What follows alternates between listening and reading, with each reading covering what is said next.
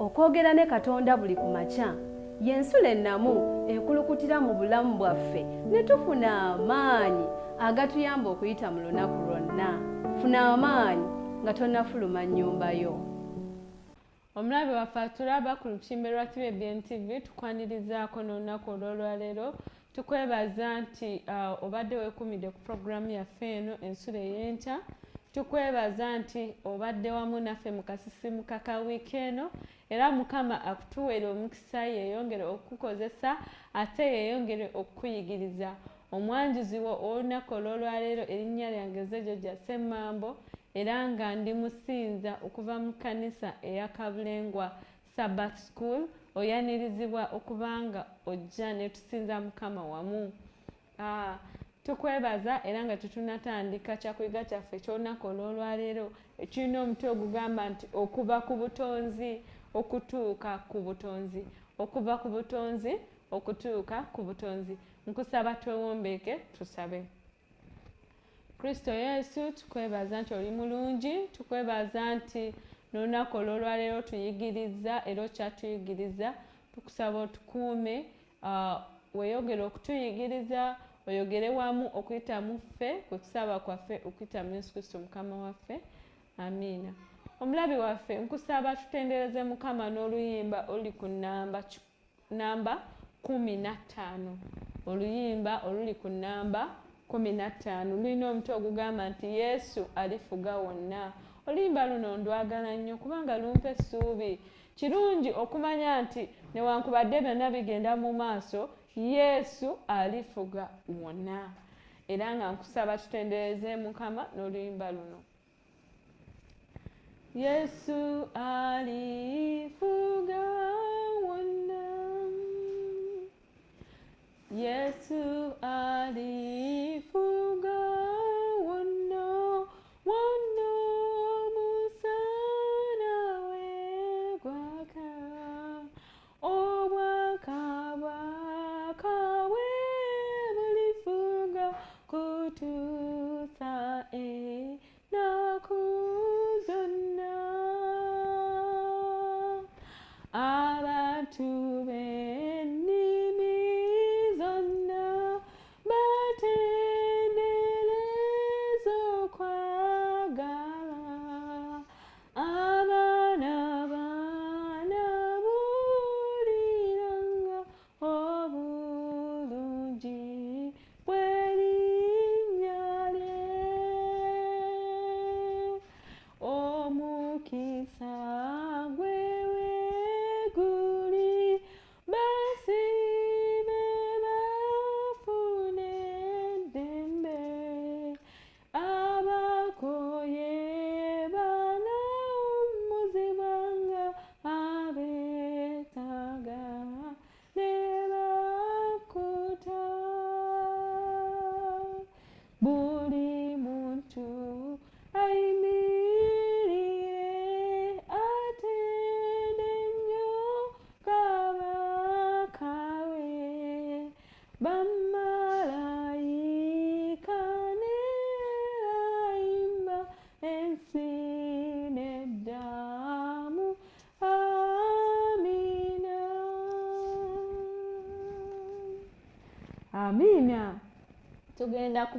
Tugenda butereevu mu Bayibuli zaffe. Nkusaba omulabi waffe atulaba ofune Bayibuli yo ate tugende mu Zabbuli essuula ya 9 olunyiriri lwa 12. Zabbuli 9 olunyiriri olwa 12. Tubikulire wamu era tusomere wamu olunyiriri luno kye lugamba.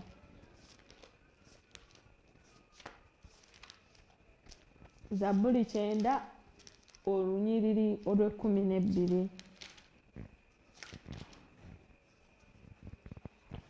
Bayibuli eyogera n'egamba nti otuyigirize tulabenga bwe tutyo otuyigirize tubalenga bwe tutyo ennaku zaffe tulyoke tufune omutima omugezigezi. Otuyigirize tubalenga bwe tutyo ennaku zaffe tulyoke tufune omutima omugezigezi. tulaba nti nga tutuuka mu nnaku ezikomererayo ez'omwaka 2025 kya nsonga okufumiitiriza ku makulu g'ebiseera mu Bayibuli. Tuli mu nnaku ezisembererayo okubanga tukomekkereza omwaka guno 2024 naye omuwandiisi waffe w'ekyokuyiga eky'olunaku olw'olwaleero atandise n'ebigambo ebigamba nti nga tutuuka mu nnaku ezikomererayo ez'omwaka 2024 kya nsonga okufumiitiriza ku makulu g'ebiseera mu Bayibuli. Bwe kityo tunaayinza okutunula emabega era ne mu maaso nga tuli bagezigezi n'okwetegekera ebiseera ebyakakano n'ebyo eby'omu maaso. Omungereza omu amanyikiddwa nga John Ruskin awandiika yagamba abayizi be nti buli lunaku lulinga ekifaananyi ekitono eky'obulamu obulamba. Oyo ategeera okufuula buli lunaku ky'ayagala okubeera mu bulamu bwe ye alibeera omuntu asingayo obusanyufu. Ngenda kukiddamu kino kubanga nange bwe nabadde nkisoma kyansanyusizza. Kigamba nti omusajja ono Omungereza John Ruskin ng'awandiikira abayizi be yabagamba nti buli lunaku lulinga ekifaananyi ekitono eky'obulamu obulamba. Oyo ategeera okufuula buli lunaku ky'ayagala okubeera mu bulamu bwe ye alibeera omuntu asingayo obusanyufu. Mu ndowooza ya Bayibuli ey'ebiseera, obutonzi y'entandikwa y'ebintu byonna. Era nga tulaba nti ku nsi eno n'olwekyo ekyo ekitaliiwo ku ntandikwa mu bintu ebyatondebwa kwe kugamba entandikwa y'ebiseera kigwa mu lubu lw'ebyo ebyaliwo okuva edda n'edda nga kigambo eyali ne Katonda nga buli kintu kitondebwa. Katonda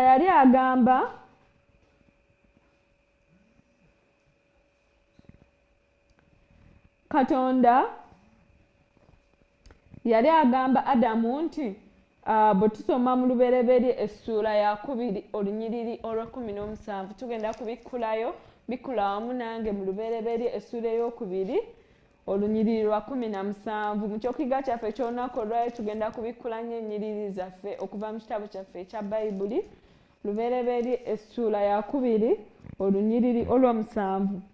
Mukama ayogera n'agamba nti Mukama Katonda n'abumba omuntu n'enfuufu y'ensi n'amufuuwamu mu nnyindo omukka ogw'obulamu, omuntu n'afuuka omukka ogw'obulamu. Tulaba nti bwe kityo mu ntandikwa Katonda yagamba Adamu nti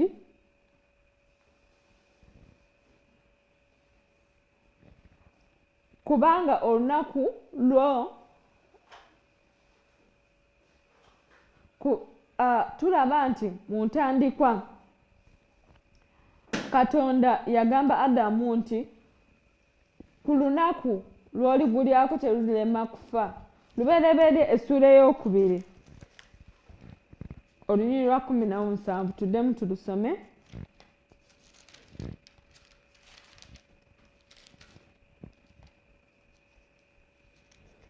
Lubereberye essuula ey'okubiri olunyiriri lwa 17. Yes, agamba nti naye omuti ogw'okumanya obulungi n'obubi togulyangako kubanga olunaku lw'oligulyako tolirema kufa. Tulaba ebigambo bino nti Katonda yali abigamba Adamu era nga tulaba nti n'olwekyo Katonda atulaga nti entandikwa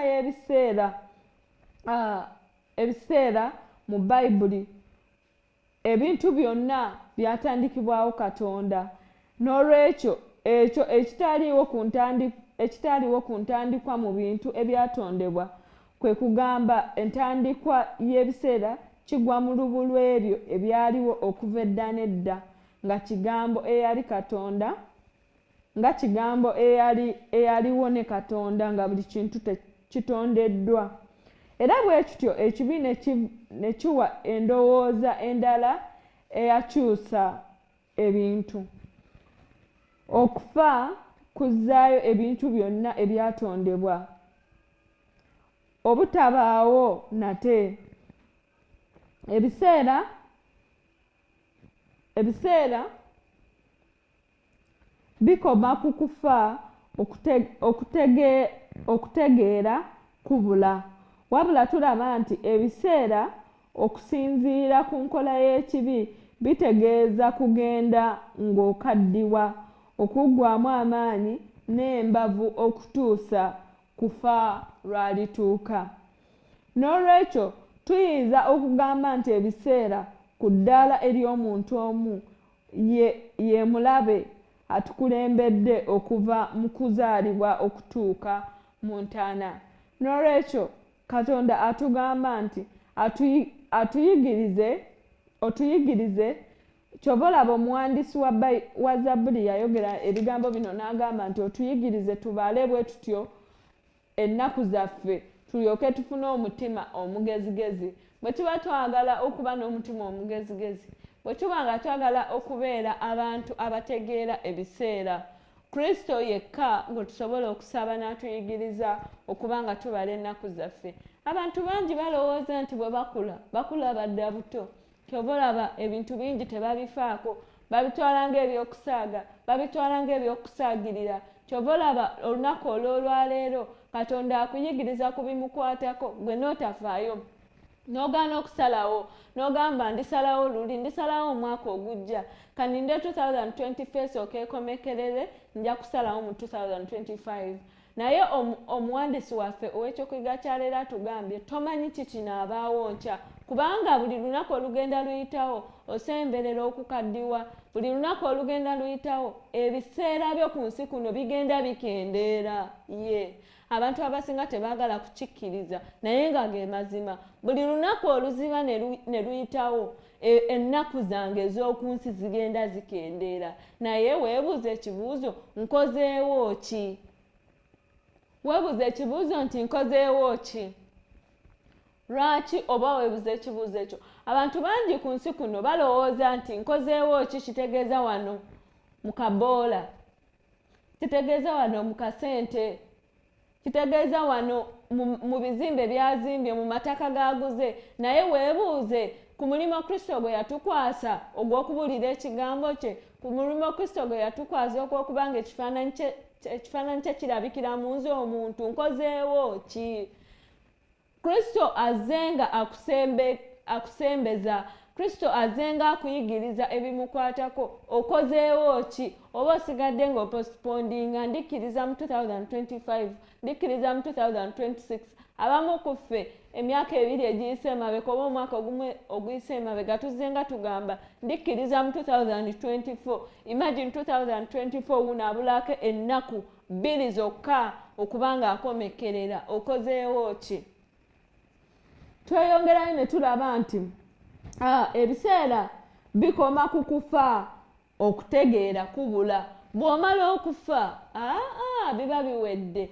Paka olunaku Yesu Kristo lwalikomawo, yesuubi lyokkafa abakristaayo lye tulina.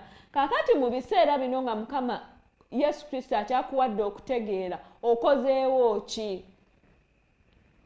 Osigadde osembezaayo okulokolebwakwo? Osigadde osembezaayo okukkiriza mu Katonda nti ojja kukkiriza omwaka ogujja? Ku Sirya BNTV ennaku eziyise emabega tubaddeko ne gospel rally, era nga nsuubira abantu bangi babadde bagoberera ku gospel rally eyo. Calls zikoleddwa, obubaka bubuuliddwa era ng'obitegedde. Bayibuli obadde ogibikkulira wamu n'omuyigiriza waffe abadde ayigirizibwa. Naye nsuubira nti time bwetuuse ey'okukola call, ki kyokoze? Osembezaayo. Nkyali bize. Abo bwe nnamala okukkiriza abo bajja kuŋŋamba kusinza ku Ssabbiiti lunaku lulamba kangire nga nkyakola akasente. Otegeera otya nti okyalina ebiseera bingi mu maaso? Tugambye buli lunaku oluziba ennaku zo kiwandiikiddwa ddala kuviira ddala mu bayibuli zigenda zisemberayo zigenda zikendeera. Tugambye Mukama Yesu Kristo atuyigiriza okubala ennaku zaffe olwo ne tulyoke tubeera abagezigezi. Abasinga tulowooza nti amagezi kubanga olina bingi ebikwetoolodde, kubanga olina ofiisi abantu we bakusanga wali n'obabuulira amagezi. Si kyekyo. Amagezi kwe kutegeera nti mu nsi muno tuli bagenyi. Amagezi kwe kutegeera nti ennaku Mukama zaatuwadde tuzikozesezza tutyo kubanga tukkiriza ekyo kye yatukwasa. Okubeera abagezigezi mu nsi muno kitegeeza okubanga obwesige bwaffe bwonna tubutadde mu Katonda so si mu kintu ekirala kyonna. Recently nabadde njiga mu devotions zange naye njiga nti abantu bangi bamala ebiseera bingi nga balowooza nti basaba, naye ng'ebyo bye basabira nga bwe baba nga you can examininze bulungi oba nga obigeraageranyiza bulungi tebasaba. Lwaki? Kubanga basaba nga tebataddeeyo omutima ng'okukkiriza kwabwe badawutinga. Oli n'asaba emyaka 10 naye nga ne byasaba tabikkiriza. Katonda bw'ayuuyamu katini wano ng'agamba saamanya. Bwe bakuteekako wano katini n'ebyo byalimu n'ebyo nabyo ngenda biyitamu. Awo we tutuuse. Naye Kristo atugamba olunaku olw'olwaleero nti tuyina okubala ennaku zaffe. Tulaba nti omutonzi yasituka n'awa eddoboozi eddala n'awa endowooza endala ey'ebiseera. Katonda yakyusa ebiseera ebyali ekibi yasuusa ebiseera ebyali ekibi n'amutta okufuukamu ebiseera eby'obununuzi, okufuukamu emboozi ey'obulokozi, okufuukamu mwayoleseza ekisa kye ekirokola. Mu Timoseewo ekyokubiri essuula ya 11 egamba nti kubanga ekisa kya Katonda kirabise nga kubanga ekisa kya Katonda kirabise nga kireetera abantu bonna obulokozi. Kiri mu Timoseewo ekyokubiri essuula ya 11. Katonda mwene yafuuka omuntu ekitonde ne yeeteeka wansi w'obufuzi bw'omulabe ayitibwa ebiseera. Yafuuka omwana w'omuntu asobole okutusumulula mu kibi, okuwangula okufa n'okuzzaawo essuubi lyaffe ery'emirembe n'emirembe. Tulaba nti wakati w'endowooza eyakyuka ey'ebiseera ko n'endowooza ey'obudunuzi, Bayibuli eyogera ku kiseera ekyasuubizibwa, ekiseera eky'essuubi lya Masiya, ekiseera eky'okwesunga eri Isirayiri n'eri ekkanisa, nga kitubuulira okugaananga obutatya Katonda n'okwegomba okw'omu nsi, tulyoke tubeerenga abalamu mu mirembe egya Katonda, mu kwegendereza n'obutukuvu n'okutya Katonda, nga tulindiridde essuubi ery'omukisa n'okulabika kw'ekitiibwa kya Katonda omukulu era omulokozi waffe Yesu Kristo. Ebyo ebigambo bisangibwa mu Timoseewo ekyokubiri essuula 12 n'essuula 13. Tulaba nti essuubi eryo litutwala ku ndowooza endala ey'ebiseera ate etya. Endowooza eno ekiseera eky'okweteekateeka,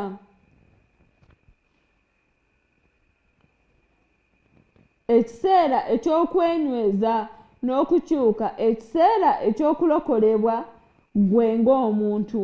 Laba kaakano bye biro eby'okukkirizibwamu. Laba kaakano lwe lukwe olw'obulokozi. Abakolinsi ekyokubiri essuula ya 6:2. Guno gwe mukisa ogujja omulundi guno mu bulamu gwe tuteekwa okulowoozaako n'obuvunaanyizibwa. Leero bwe munaawulira eddoboozi lye temukakanyaze mitima gyammwe nga mu kusunguwazibwa. Nsaba Mukama n'olunaku olw'olwaleero Katonda atuyambe leero, nsaba Katonda atuyambe leero obulamu bwaffe obutakwatanga n'amagezi. Ebiseera ebisinga ebintu bino tubiraba tubiwunzise nga tulowooza nti okubeera n'amagezi kitegeeza okubanga tuli bagezi nnyo, maybe bye tukola bimuvinga nnyo. Of course Kristo agamagezi nago agatuwa, naye amagezi gatusubira okubeera nago kwe kubanga tusobola okubala ebiseera.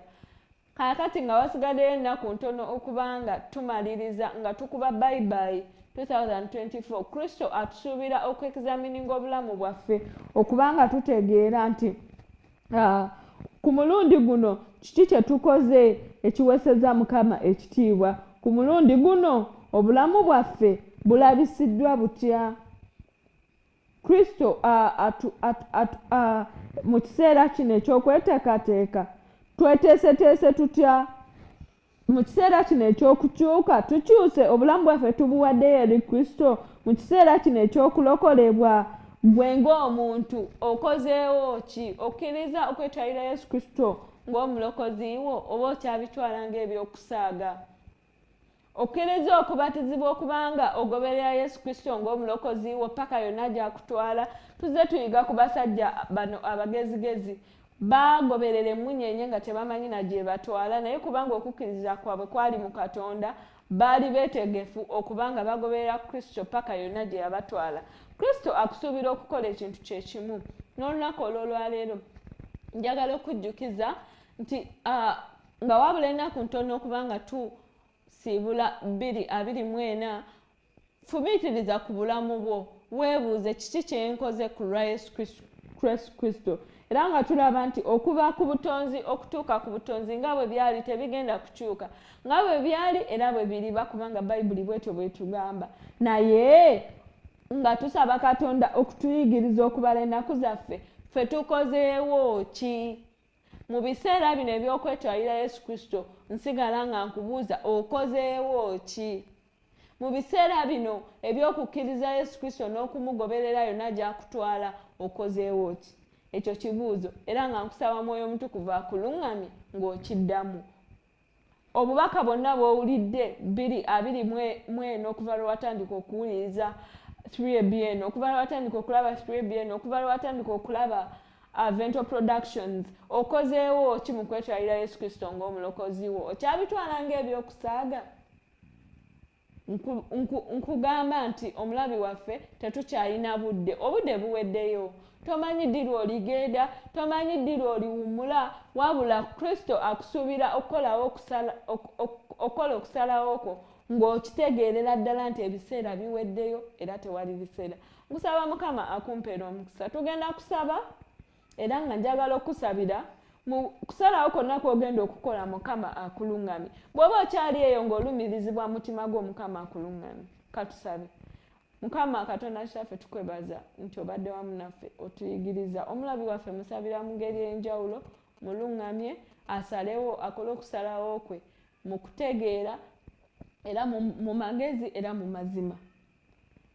Beera wamu naye naffe otukuume paka lwe tulisisinkana, kwe kusaba kwaffe okuyita mu Yesu Kristo Mukama waffe. Amiina. Omwanjuzi wa programu eno nsigadde nze Georgia Ssemambo. Mukama akumpeera omukisa. Tusisinkane weekumire ku 3ABN TV ne ku mikutu gyaffe gyonna egya Vento Productions. Tuli ku YouTube, tuli ku TikTok, tuli ku Instagram, tuli ku apps. We have an app. Also ogenda ku Google Play Store n'ogidownloadinga. Eri oteeka mbutesa Vento Productions, ojja kubanga otufuna butereevu. Mukama akumpeera omukisa. Okwogera ne Katonda buli ku makya y'ensula ennamu ekulukutira mu bulamu bwaffe ne tufuna amaanyi agatuyamba okuyita mu lunaku lwonna. Funa amaanyi nga tonnafuluma nnyumba yo.